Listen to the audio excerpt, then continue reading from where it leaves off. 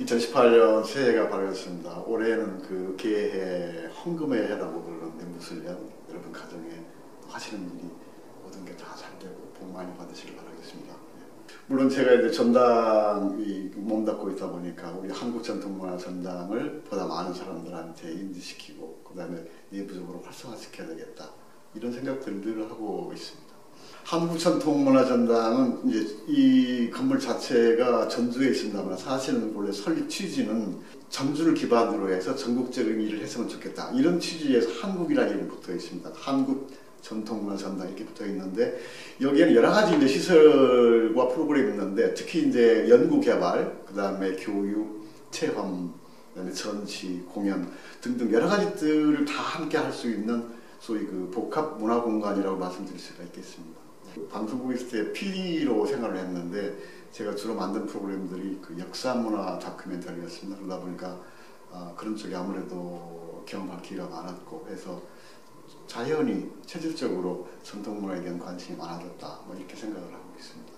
제가 볼 때 이제 겉으로 볼 때 건물은 상당히 번듯하고 외관이 참 뚜렷하고 좋은데 안에 막상 들어와서 보니까 사실 여러 가지 문제점들이 보였습니다. 특히 이제 안정되지 못했고 몇 가지 조금 불협화음도 있는 것 같기도 하고 홍보가 잘 안 돼 있고 해서 우리가 여기서 무슨 일을 하고 있는가를 잘 모르기 때문에 가장 시급한 것이 우리가 전통문화를 보존하는 것도 중요하지만 재창조하는 작업 이런 것들을 하고 있다는 것을 널리 알려야 되겠다 이런 생각들을 많이 하면서 보냈던 것 같습니다.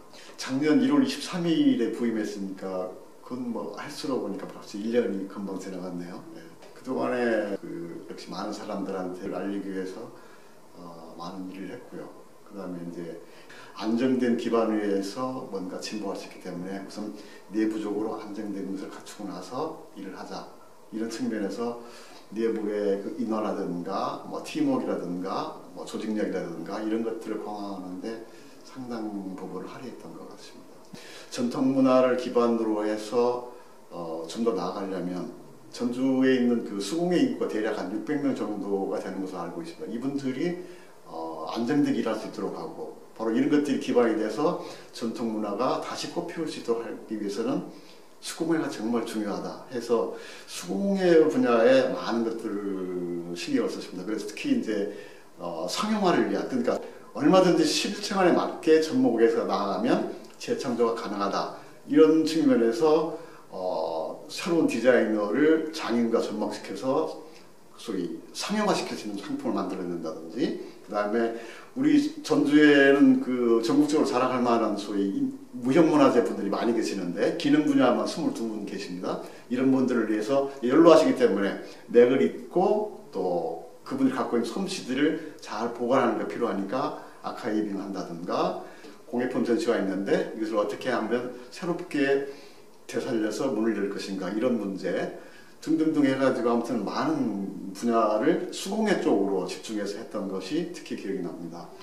제가 보기에는 얼마든지 가능한데 다만 그러한 소위 진출로를 만들어주지 못했기 때문에 그런 것 같다. 그래서 저희들이 하는 것은 그 중앙에 있는 사람도 필요하겠지만 이 지역에 있는 사람들한테 어떻게 하면 활로를 열어줄 수 있을 것인가.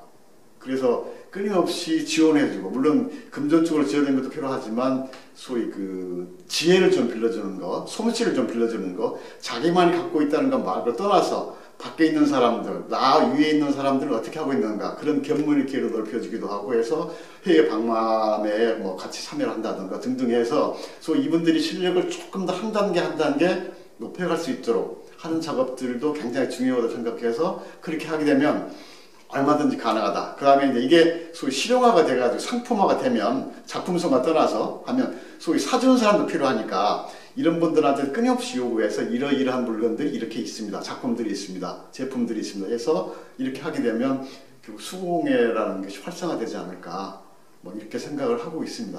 상용화 작업입니다. 상용화 프로젝트라는 게 있습니다. 그러니까 어떤 수공예 업자가 자신의 실력만 가지고 만들기에는 뭔가 부족한 것 같으니까 거기에 아이디어를 갖고 있는 소위 디자이너가 같이 융복합을 해가지고 새로운 물건들을 만들어내는 거죠. 그러니까 소비자를 유혹할 수 있고 관심을 끌어낼 수 있는 그런 것들을 만들어내게 되면 얼마든지 앞으로 활로는 있다.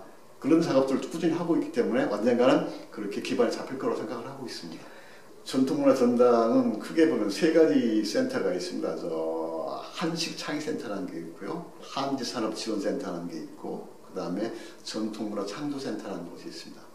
한지산업지원센터는 국내 유일의 한지에 관련된 전문기관입니다. 여기에서는 한지를 이용해서 어떻게 하면 우리 실생활에 널리 쓸 수 있을까? 가려움증이라든가 노화 방지에 좋은 화장품을 장남을 이용해서 만든다든가, 그 다음에 포장재를 만든다. 식품 포장재. 그럼 신선도가 오랫동안 포장이 되고 인체에 무해하고 이런 작업들도 하고 있는 거거든요. 그래서 한식센터에서는 그런 작업들을 하고 있고, 그 다음에 한식창의센터라는 곳에서는 전주 음식을 어떻게 하면 일반화시키고 세계화시킬 수 있는 것인가, 그런 작업들을 지금 꾸준히 하고 있고요. 그런 작업들. 그 다음에 전통문화창조센터에서는 그야말로 우리 전통문화라는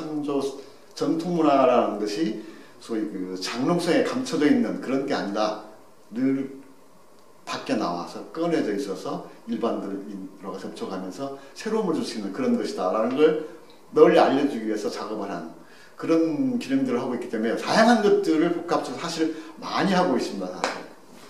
글쎄요, 좀 건방지긴 하지만 미적 감각이라고 할까요? 그런 것들이 저 안에 좀 존재한다고 생각하기 때문에 남들보다는 조금 사물을 보는 눈, 그리고 어떻게 해야 되겠다는 응용에 대한 생각, 이런 것들은 조금 남보다는 차별화되어 있지 않나, 그런 생각을 감히 합니다. 예. 한국전통문화전당이 전주에 있는데 전주의 한국전통문화전당에서 이러이러한 일을 하고 있다는 것들을 보다 널리 알려야 되는 생각을 하고 있고, 그 가운데 가장 핵심적인 것은 여러 가지 있겠습니다만은 크게 보면 저는 세 가지로 생각합니다. 한지 우수성을 좀 더 알리고, 작년 같은 경우에 우리 전주의 시장 김승구 시장께서 로마 교황청에 가서 교황도 만나 뵙고 해가지고 한지의 우수성을 강조시키는 바가 있는데, 그래서 일본의 화지라든가 중국의 선지보다 훨씬 뛰어난 게 우리 한지다라는 것을 널리 알려주는 그런 역할을 전당에서 해야 되겠다는 생각을 하고 있고요.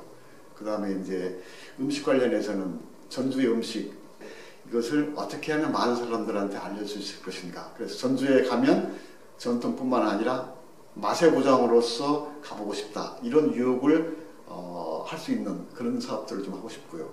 그 다음에 이제 전통문화창조센터에서 아까 말씀드렸습니다만은 전통과 관련해서 수공의 중심 도시로, 그야말로 전국의 어느 도시보다 못지않은 수공의 중심 도시가 전주다. 수공에 관한 모든 것은 전주에 가면 다 경험할 수 있고 볼 수 있고 직접 자기가 만들어 볼 수 있고 이런 곳이다라는 것을 만들어내는데 역점을 둘 생각을 갖고 있습니다.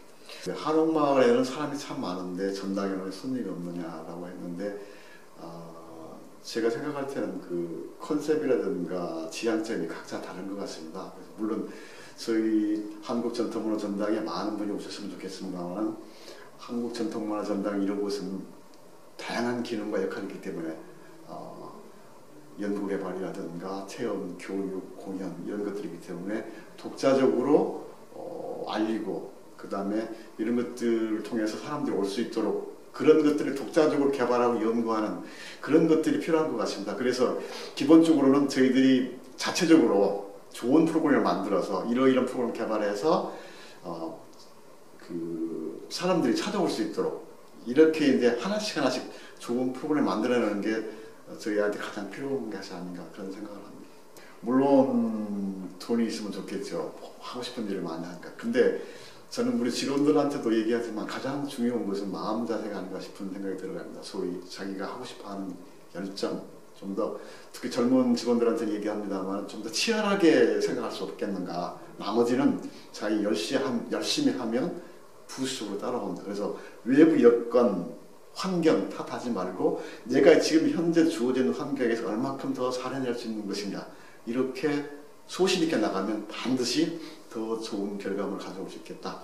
저는 항상 그런 자세로 일하고 있기 때문에 그런 것들이 좋은 여건이 좋으면 좋겠으면 저희 나름대로 여건 가지고 열심히 하고 있는 편입니다.